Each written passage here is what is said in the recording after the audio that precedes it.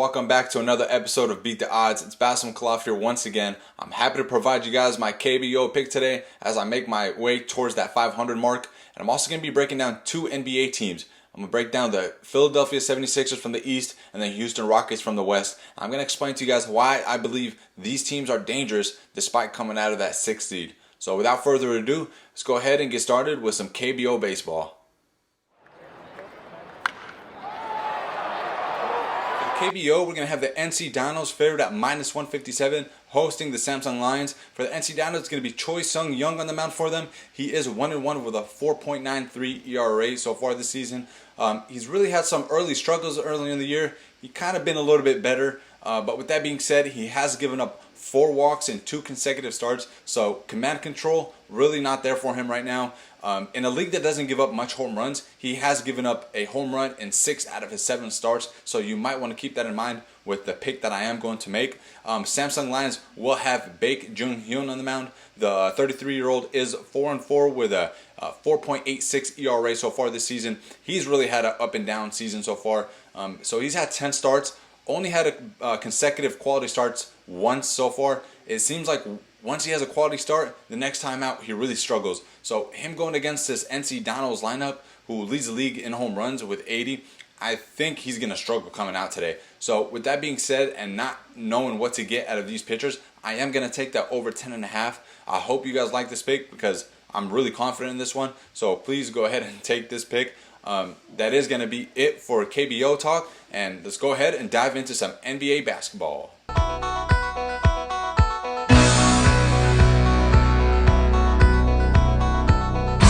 So the Houston Rockets have officially announced that Russell Westbrook is back with them in Orlando. That's great news for them considering he did test positive for Corona. I hope he's all feeling well and ready to go. Look, this is going to be a scary team in the West coming out of that 6th or 5th seed. If I'm the Denver Nuggets or something, I do not want to see this team in the first round. Anytime you have 2 MVP caliber players, you just want to avoid that. And for both of them to be in the backcourt, it's going to be a scary sign for them.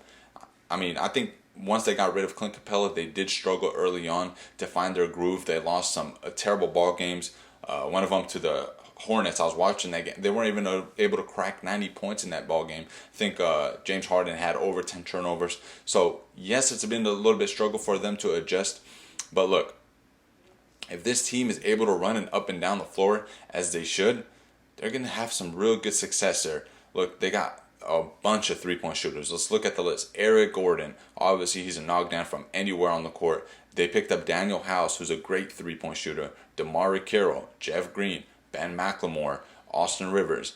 All these guys can shoot the ball, including PJ Tucker, who is going to have to be their big man basically. So yes, they do lack size, but when you have a team that can run it up and down the court, and I think them getting this rest with this NBA shutdown, I think this might benefit them, because if they come across a team like, let's say, Denver Nuggets, for example, and they rely on their big man like Jokic, yes, he's going to dominate inside, but if they're going to force him to run up and down the court like the way they do, they might have a little bit of advantage in that case.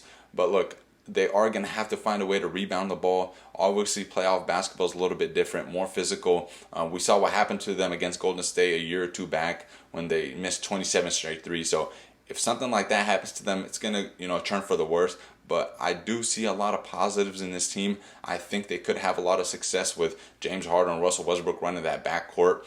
They're going to have to really rely on heavy minutes from those guys, and I could see them doing some damage.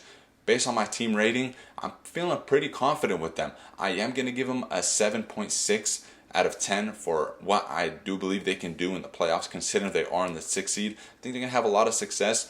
I mean, they could feel pretty confident in that 6th seed right now, but if I'm the Houston Rockets, I'm going to try to bump up to that 4th or 5th seed so you can come across a team like the maybe Utah Jazz, who are a little bit discombobulated right now. They got the whole Rudy Gobert, Donovan Mitchell situation. They are losing Bogdanovic for the rest of the season. So I think if they can face one of these teams in the first round, have a little bit of easy series. I wouldn't say easy. Nothing's easy in the NBA. But if they can advance to the second round, I can see this team finding the groove and doing some real damage in the Western Conference. That is going to be my rating for them. I'm going to stick to that 7.6. And let's go ahead and talk about the Philadelphia 76ers. The big news coming out of that 76ers locker room is Ben Simmons is moving from the point guard to power forward. I was like, okay, it's a pretty interesting move. The only question I have is, how are they going to utilize Ben Simmons when he doesn't have the ball in his hands? That guy can't make a jumper to save his life. He can't really create his own shot. I mean, the one thing he is known for is passing the ball, and that's creating shots for other people like Joel Embiid. So it's like, okay, now what? Are they going to rely on maybe Shake Milton, start running the point guard more, maybe give him a solid 20-25 minutes as the point, switch it off a little bit with Ben Simmons? I know they did pick up Glenn Robinson and Alec Burks from Golden State, who were playing pretty solid to start off the season. So it's like, okay, you have 8 games to figure this out. Are you going to be able to utilize Tobias Harris, Joel Embiid, and Ben Simmons at the 3, 4, and 5? That's one hell of a front court. But could these guys play together? And I didn't even mention Al Horford. When they picked him up last year, I was like, okay, it's pretty interesting. They already have a lot of size. They did need a ball handler, or somebody that can give them maybe 15 to 20 points as a guard. But instead, they pick up Al Horford. So that was a little bit questionable. So yes, the 76ers have the talent on paper. It's just, could these guys play together? And for them to be sitting at the 6th seed right now, that kind of says how their season has gone. They've really been unable to figure it out. Shake Milton, I think he could be a solid point guard for them. We saw the way he was playing against the Lakers. He had a hell of a game. And I think in a 2-game span, he hit 14 straight threes or something. So he has shown his potential there. Like I said, they are going to start relying on Alec Burks a little bit more. I think people should watch out for him. He was playing pretty good with Golden State, giving about 16, 17 points a game. So this team does have the right pieces. Just once again, how are they going to be able to, work with one another? That is the big question. And, to give Ben Simmons this huge contract, I think it was worth 150 to 190 mil. I'm not sure what it was. But you are asking a lot of him to take the ball out of his hand and put him at the power forward. So they might want to, rotate between him, Shake Milton, Alec Burks, a couple other guards they have, and, see what they can do.